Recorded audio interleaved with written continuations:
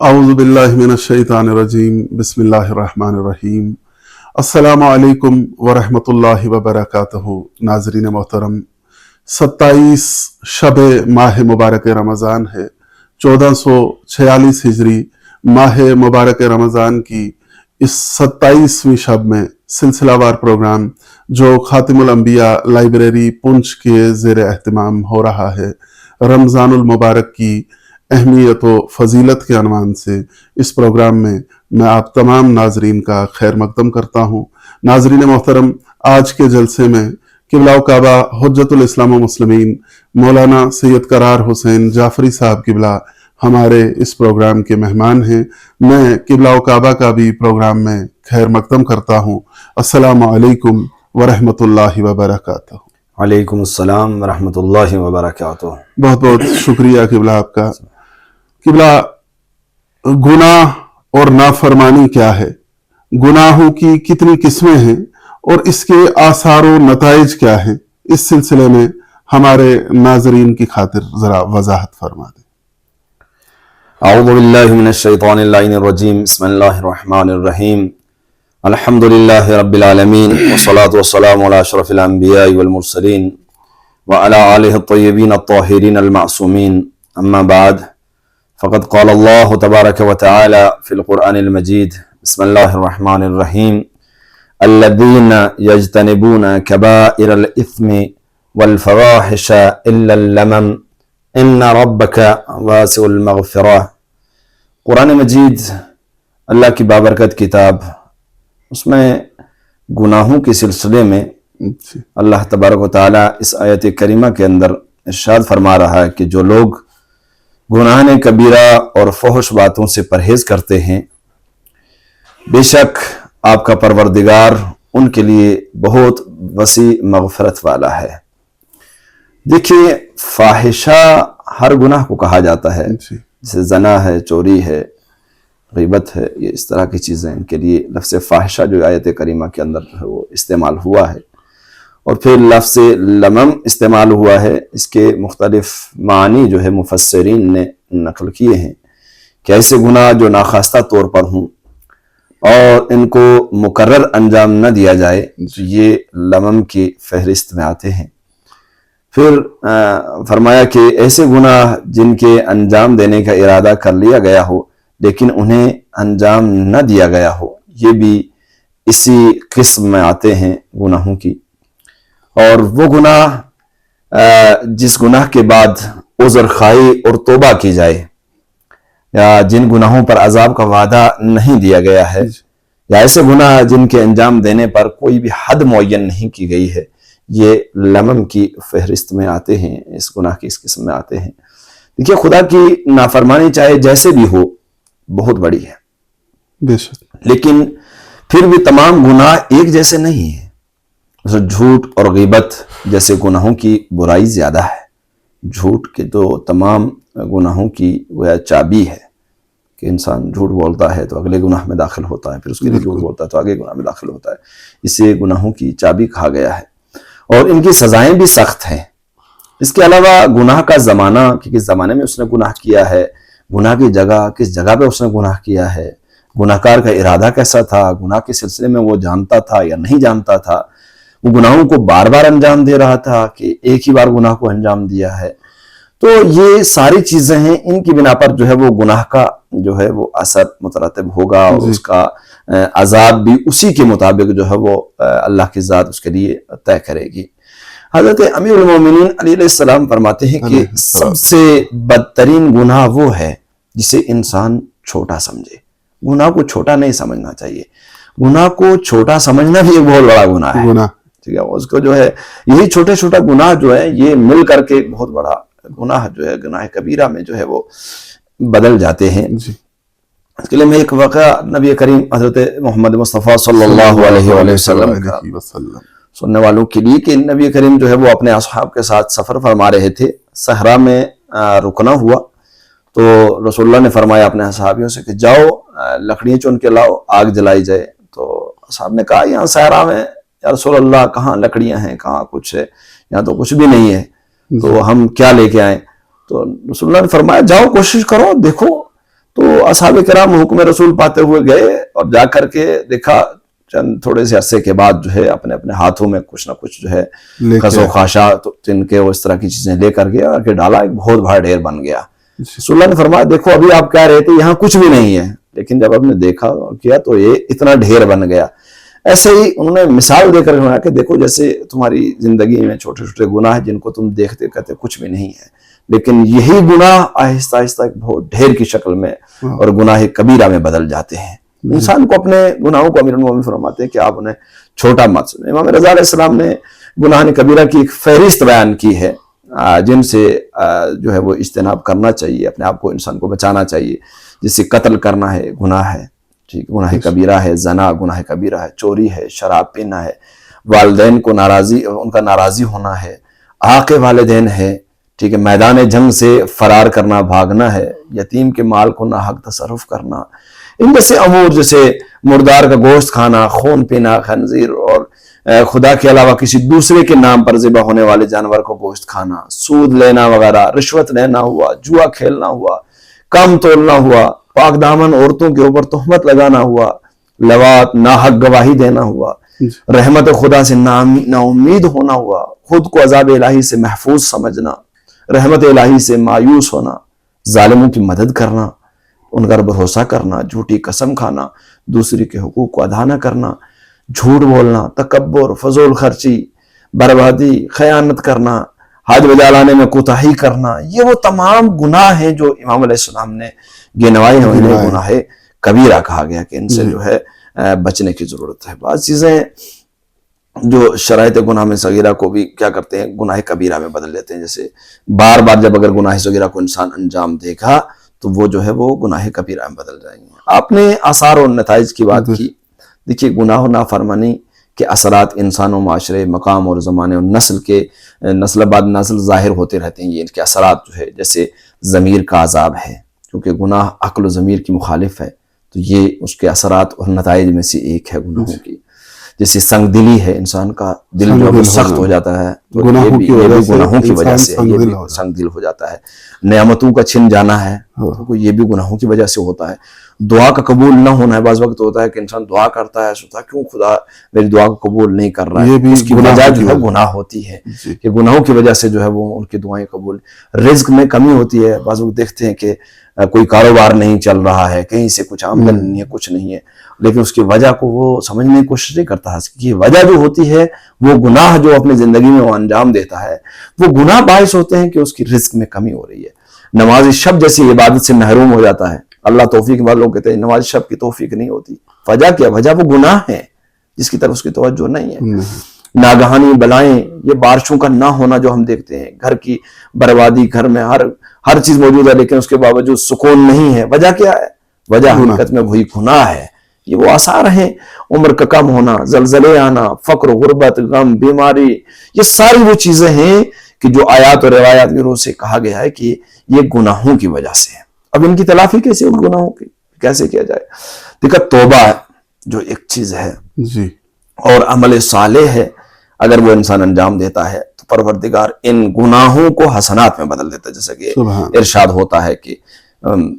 الا من تاب وآمن وعمل صالحا فاولئک یبدل اللہ سیئاتہم حسنات۔ قرآن مجید میں ارشاد ہوتا ہے کہ جو توبہ کر لے اور ایمان لے آئے اور نیک عمل بھی کرے تو پروردگار اس کی برائیوں کو اچھائیوں میں تبدیل کر دیتا ہے۔ پھر ایمان اور نیک عمل ہے، الذین آمنوا وعملوا الصالحات لنکفرن عنہم سیئاتہم، قرآن مجید کے اندر سیئاتہم، کہ جو لوگ ایمان لائے اور نیک عمل کیے ہم ان کی برائیوں کو نیکیوں میں بدل دیتے ہیں۔ یعنی عمل صالح، نیک اعمال اور ایمان یہ بھی باعث بنتا ہے کہ انسان کے گناہ معاف ہوں، بلکہ گناہ نیکیوں میں بدل جائیں۔ اپنے لیے، دوسروں کے لیے استغفار کرنا یہ بھی جو ہے باعث بنتا ہے کہ پروردگار گناہوں کو نیکیوں میں، نماز کا قائم کرنا ارشاد ہوتا ہے واقع میں الصلاۃ، اور آیت کریمۃ الانی ہے مختصراً کرتے ہوئے ان الحسنات یذہبن السیئات، نماز قائم کرو اور یہ فلاں فلاں کام کو انجام دو، بے شک نیکیاں جو ہیں وہ برائیوں کو ختم کر دیتی ہیں۔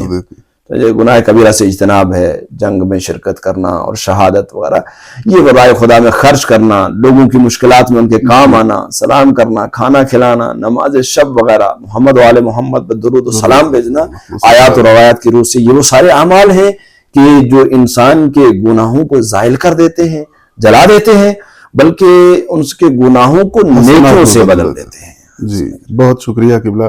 قبلہ ماہ مبارک رمضان کی آج 27ویں شب ہے، آج کی شب کے کیا مخصوص اعمال ہیں، اس سلسلے میں آپ رہنمائی فرمائیں۔ دیکھیے جیسے کہ ہر شب کے مخصوص اعمال ہیں، آج کی شب کے لیے بھی روایات کے اندر آیا، جیسا کہ کتاب الوسائل سے نبی کریم صلی اللہ علیہ وسلم کی حدیث مبارکہ کہ اس رات میں 4 رکعت نماز ہے۔ طریقہ یہ ہے کہ ہر رکعت میں سورہ حمد کے بعد ایک مرتبہ تبارک الذی بیدہ الملک سورہ کو پڑھنا ہے، یا یہ نہیں پڑھ سکتا تو 25 مرتبہ سورہ توحید پڑھے گا ہر رکعت میں سورہ حمد کے بعد۔ تو اس کا بے حد ثواب کہا گیا کہ اللہ اس کی اور اس کے والدین کی مغفرت کر دے گا، معاف کر دے گا جو شخص جو ہے اس نماز کو وہ پڑھتا ہے آج کی شب میں۔ پھر ایک اور 4 رکعت نماز 2 رکعت کر کے، جس کے ہر رکعت میں حمد کے بعد سورہ ملک پڑھنا ہے، اور اگر یہ نہ پڑھ سکیں تو 25 مرتبہ سورہ توحید جو ہے سورہ حمد کے بعد پڑھنا ہے۔ اس کا بھی بے حد ثواب، اور آج کے اس اعمال میں اور آج کے شب کی مخصوص نمازوں میں جو ہے اس کا تذکرہ کیا گیا، اور خصوصاً وہ دیگر وہ نمازیں کہ جو 1000 رکعت اسے پوری کرنی ہے، تو یہ کیونکہ آخری عشرہ ماہ مبارک رمضان کا، اور 20 سے 30 تک کے ہر شب میں 30 رکعت وہ 1000 رکعت نماز کے جو ہے وہ پورا کرنے کے لیے پڑھنا آج کے اس شب کے مخصوص اور مشترک جو ہے وہ اعمال میں سے ہے۔ قبلہ 27ویں روزے کا ثواب اور آج کے دن کی مخصوص دعا اور اس کے نورانی کلمات کے بارے میں بھی کچھ بیان فرمائیں۔ جی ہاں، جیسا کہ نبی کریم صلی اللہ علیہ وسلم ہر روزے کی فضیلت اور عظمت کو بیان کرتے ہیں، تو آج کے اس روزے کی فضیلت کو بیان کرتے ہوئے ارشاد فرماتے ہیں کہ 27ویں روزہ جو ہے رکھنے والا ایسا ہے کہ گویا اس نے تمام مومن اور مومنات کی مدد کی ہو، اور 70,000 برہنہ افراد کو لباس پہنایا سبحان، اور 1000 مجاہدین فی سبیل اللہ کی خدمت کی ہو، سبحان، اور اللہ کی جانب سے انبیاء پر نازل ہونے والی ہر کتاب آسمانی کی گویا اس نے تلاوت کی ہو، اس کا ثواب ملتا ہے اس شخص کو جو آج کے اس دن کا جو ہے وہ روزہ رکھتا ہے۔ بے حد فضیلت اس کی ہے۔ دیکھیے دعا میں جو ہے جیسا کہ ہر روز کی مخصوص دعائیں، اور خاص کر وہ مختصر دعائیں کہ جو ہمارے اس پورے پروگرام میں سلسلہ وار بیان کی جا رہی ہیں، تو وہ دعا اور اس کا ترجمہ کہ اللہم ارزقنی فیہ فضل لیلۃ القدر وسیع اموری فیہ من العسر الی اليسر واقبل معاذیری وحط عنی الذنب والوزر یا رؤوفا بعبادہ الصالحین، کہ اللہ اس ماہ مجھے شب قدر کی فضیلت پانے کی توفیق عنایت فرما دے، اور میرے امور کو مشکلات سے آسانی میں تبدیل کر دے، اور میرے عذر کو قبول فرما، اور مجھ سے گناہوں کے اور خطاؤں کو مٹا دے، اے اپنے صالح بندوں پہ مہربان پروردگار۔ اس مختصر سی دعا سے جو حاصل ہونے والے دروس ہیں، 3 چیزیں طلب کی گئی ہیں۔ ایک تو شب قدر کی فضیلت ہے کہ جس کی اہمیت اور فضیلت ہم نے شب قدر میں بیان کی، اور جو ہے اپنے سننے دیکھنے والوں کے لیے جو ہے وہ تفصیلی طور پر جو ہے وہ بیان کیا، اور امور کی آسانی ہے، گناہوں کی بخشش، یہ 3 چیزیں ہیں جو اس دعا سے اخذ ہوتی ہیں اور بطور دروس ہماری زندگی میں جو ہے، اور جو ہم اپنے پروردگار سے مبارک مہینے میں طلب کرتے ہیں۔ قبلہ امور کی آسانی اور گناہوں کی بخشش کے سلسلے میں دعا میں توفیق طلب کی گئی ہے۔ آپ سے گزارش کروں گا کہ دنیا و آخرت کے امور کی آسانی اور گناہوں کے بخشش کے بارے میں آیات و روایات کی روشنی میں ذرا وضاحت فرما دیں۔ دیکھیے دنیاوی اخروی امور کی آسانی کے بارے میں اگر بات کی جائے تو قرآن میں دنیاوی امور اور اخروی امور کی آسانی کا بے شمار تذکرہ ملتا ہے، جیسا کہ قرآن مجید میں ارشاد ہوتا ہے کہ ان مع العسر یسرا، بے شک ہر تکلیف کے ساتھ آسانی ہے، ہر تکلیف اور رنج اور تکلیف کے بعد ضرور آسانی پروردگار جو ہے عطا کرتا ہے۔ اور ایک دوسرے مقام کے اوپر سورہ محمد میں غالباً آیا ہے کہ اے صاحبان ایمان، اگر تم لوگ اللہ کی مدد کرو گے تو اللہ تم لوگوں کی مدد کرے گا اور تمہیں ثابت قدم رکھے گا۔ یعنی اگر تم اپنی زندگی میں آسانی چاہتے ہو تو تم دوسروں کے لیے آسانیاں مہیا کرو، جتنا تم دوسروں کے لیے آسانیاں مہیا کرو گے پروردگار تمہارے لیے آسانیاں مہیا کرے گا، تمہاری زندگی کو تمہارے لیے آسان کرے گا. اور اسی کو دوسرے مقام پر ارشاد ہوتا ہے کیا لوگوں نے یہ گمان کر رکھا ہے کہ وہ چھوڑ دیے جائیں گے صرف یہ کہہ کر کہ ہم ایمان لائے, انہیں آزمایا نہیں جائے گا. یعنی یہ جو زندگی میں آسانیاں یا تنگیاں آتی ہیں یہ در حقیقت آزمائش ہے ہماری, ٹھیک ہے, اور جو اس آزمائش میں کامیاب ہوتا ہے وہی اس کا خاص بندہ ہے. یعنی یہ آیات کریمہ کے اندر جو روایات کے حوالے سے اگر بات کی جائے تو نبی کریم حضرت محمد مصطفیٰ صلی اللہ علیہ وآلہ وسلم ارشاد فرماتے ہیں کہ یاد رکھو بے شک صبر کے ساتھ نصرت اور بے شک درد کے ساتھ آرام اور بے شک سختی کے بعد آسانی ہے. یعنی یہ مت سمجھے کہ آپ کو آسانی ایسے ہی مل جائے گی, نہیں, اس سے پہلے کچھ سختیاں ہیں جو برداشت کرنا پڑیں گی, اس کے بعد جو ہے وہ آسانی آئیں گی. اور دوسرے مقام پر فرماتے ہیں کہ مجھ سے جبرائیل نے کہا کہ اللہ تعالیٰ فرماتا ہے کہ میں نے ایک سختی اور دو آسانیوں کو خلق کیا ہے. ایک سختی کیا اور اس کے ساتھ جو ہے میں نے دو آسانیوں کو خلق کیا, لہٰذا ایک سختی دو آسانیوں پر غالب نہیں آ سکتی ہے. حقیقتاً آسانی اس کے لیے اللہ نے زیادہ رکھی ہیں, سختیاں کم رکھی ہیں. سختیاں اس لیے رکھی تاکہ یہ بیدار رہے, یہ ہوشیار رہے, تاکہ یہ اس سے دور نہ ہو جائے. اور امام علی علیہ السلام فرماتے ہیں, جس کی روایات کی روشنی میں ہے کہ امام علیہ السلام فرماتے ہیں بے شک میں کلام الہی میں دو آیتیں جانتا ہوں. یعنی جو انہوں نے فرمایا کہ اگر انہیں اتنا کہ اگر اپنے مشکل کے لیے انہیں لکھ کر کے جو ہے وہ رکھے گا اپنے پاس تو پروردگار اسے مشکلات سے نجات اور چھٹکارا عطا کرے گا. اور گناہوں میں اپنے گناہوں کی بات کی تو گناہوں کی بخشش کے بارے میں بے شمار روایات کے اندر ارشاد ہوتا ہے کہ جیسے کہ پروردگار فرماتا ہے کہ اللہ اس وقت تک ان پر عذاب نہیں کرے گا جب تک کہ تم اے نبی ان کے درمیان میں ہو. اس طرح کہ جب تک وہ لوگ طلب استغفار کرتے رہیں گے, وہم یستغفرون. یعنی گناہ جب تک کہ استغفار ہے تو گناہ اس کے لیے نقصان دہ نہیں ہے. یعنی گناہ اگر انسان سے وہ انجانے میں اگر سرزد ہو جاتا ہے تو اگر اس کے بعد وہ استغفار کرتا ہے تو پروردگار جو وہ معاف کرنے والا. جیسے دوسرے مقام پر ارشاد ہوتا ہے کہ جب کوئی برا کام کرتا ہے یا اپنے نفس پر ظلم کرتا ہے پھر اللہ سے طلب مغفرت کرتا ہے تو وہ اللہ بڑا بخشنے والا اور نہایت مہربان ہے. قرآن مجید کے اندر سورہ نساء کے اندر آیا 110 کے اندر ارشاد ہوتا ہے کہ جب انسان سے کوئی خطا و غلطی ہو جائے تو اسے چاہیے کہ فوراً استغفار کرے. بلکہ میں نے ایک روایت کے اندر یہ بھی دیکھا کہ 3 دن تک اللہ جو ہے وہ اس کے گناہ کو نہیں لکھتا کہ شاید میرا بندہ جو ہے وہ میری طرف جو ہے وہ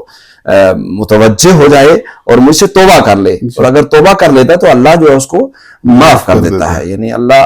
اور روایات کے اندر بھی بے شمار نبی کریم صلی اللہ علیہ وسلم فرماتے ہیں کہ جو بھی مومن یا مومنہ اول زمانے سے اب تک گزر چکے ہیں, آخر زمانے تک آنے والے ہیں, وہ شفاعت کریں گے اس شخص کی کے حق میں کہ جو جملہ جو ہے وہ مومنین و مومنات کے لیے دعا کرتا ہے. یعنی ہمیشہ تاکید بھی کی گئی ہے کہ سب کے لیے دعا کرو, مشترکہ دعا کرو, ٹھیک ہے. جب انسان مومنین و مومنات کے لیے دعا کرتا ہے تو پلٹ کر کے وہ بھی اس کے حق میں دعا کرتے ہیں. بلکہ اس روایت کے اندر تو یہ ملتا ہے کہ جو ایسا کرتا ہے قیامت کے دن جب کسی کو جہنم میں بھیجنے کا حکم ہوگا اور اسے جہنم کی طرف لے جایا جائے گا تو وہ سب مومنین و مومنات پکار کر کے کہیں گے اے ہمارے پروردگار یہ تو وہی ہے جو دنیا میں ہمارے لیے دعا کرتا تھا, لہٰذا ہم اس کے حق میں سفارش کرتے ہیں, پروردگار ان کی سفارش کو سنے گا اور اسے جہنم سے نجات دے دے گا. اس لیے تاکید کی گئی کہ جب بھی تم دعا کرو تو تمام مومنین و مومنات کے لیے دعا کرو کہ وہ تمہارے حق میں بہتر ہے, اور جتنے مومنین کے لیے تم دعا کرو گے وہ تمہارے کل قیامت کے دن سفارشی ہوں گے اور تمہیں جو ہے وہ جہنم سے بچائیں گے. پھر ایک دوسرے مقام کے اوپر نبی کریم صلی اللہ علیہ وسلم ارشاد فرماتے ہیں کہ عیسیٰ علیہ السلام ایک دفعہ کسی قبر کے قریب سے گزر رہے تھے جس کے مردے پر جو ہے وہ عذاب ہو رہا تھا اس قبرستان میں مردے کے اوپر, اور پھر جب دوبارہ ان کا وہاں سے گزر ہوا, جب دوبارہ پلٹ کر کے وہاں سے گزرے تو دیکھا کہ اب اس پہ عذاب نہیں ہو رہا ہے. تو اس کی وجہ جب اللہ سے پوچھی کہ پروردگارا پہلے جب میں یہاں سے گزرا تو اس صاحب قبر کے اوپر عذاب ہو رہا تھا اور اب عذاب نہیں ہو رہا ہے, تو اللہ نے وحی کی کہ اے روح اللہ, کیوں کہ یہ ایک یتیم فرزند دنیا میں چھوڑ کر گیا تھا جس کے نیک عمل کی بنا پر میں نے اسے بخش دیا ہے. سبحان. یعنی اگر تم کسی کے لیے نیک عمل انجام دو گے تو پروردگار تمہارے کیے ہوئے عمل کی وجہ سے اسے بخش دے گا. سبحان. ٹھیک ہے. لہذا جناب عیسیٰ اپنے اطراف والوں سے یہ کہتے تھے کہ یاد رکھو کہ اگر تم لوگوں کے بارے میں کوئی ایسی بات کہی جائے جو تم میں ہو تو سمجھو کہ وہ گناہ ہے جس سے تمہیں یاد کیا گیا ہے. لہذا اللہ سے اس بارے میں طلب مغفرت کرو اور اگر تمہارے بارے میں کوئی ایسی بات کہی جائے جو تم میں نہیں ہے تو سمجھو کہ یہ نیکی تھی جو تمہارے لیے لکھی گئی ہے، اس پر ناراض نہ ہو۔ تو اور آخر میں جو ہے ایک اور حدیث مبارک ہے نبی کریم صلی اللہ علیہ وسلم سے کہ نے فرمایا کہ ابو ذر، یعنی ابو ذر سے فرمایا کہ کیا میں تمہیں دو ایسی باتوں کے بارے میں نہ بتاؤں جو برداشت کے لحاظ سے تو آسان ہے مگر میزان اعمال کے لحاظ سے سنگین ہے۔ ابو ذر کہتے ہیں کیوں نہیں، آپ بتائیں اے نبی کریم صلی اللہ علیہ وسلم۔ تو آپ نے فرمایا حسن اخلاق اور طولانی سکوت، یہ اگر انسان کی زندگی میں حسن خلق ہے تو یہ کل قیامت کے دن سب سے وزنی اس کے نامۂ اعمال میں ہوگا۔ جب تک کہ حق تمہاری بات زبان پہ جاری نہ ہو تو جتنا بہتر ہے انسان سکوت اختیار کرے وہ اس کے حق میں بہتر ہے۔ بہت بہت شکریہ قبلہ و کعبہ آپ کا۔ میں منتظمین کمیٹی انجمن جعفریہ پونچھ اور خاتم الانبیاء لائبریری پونچھ کی جانب سے بھی آپ کا ممنون و مشکور ہوں۔ ناظرین محترم، آپ کا بھی بہت بہت شکریہ۔ انشاءاللہ یہ سلسلے رمضان المبارک کی اہمیت و فضیلت کے عنوان سے جاری ہیں۔ آپ سے گزارش ہے کہ آپ خود بھی یہ ویڈیوز دیکھیں اور مومنین تک بھی یہ ویڈیوز پہنچانے کی کوشش کریں تاکہ تمام مومنین فائدہ حاصل کر سکیں۔ خدا حافظ و ناصر۔ السلام علیکم ورحمۃ اللہ وبرکاتہ۔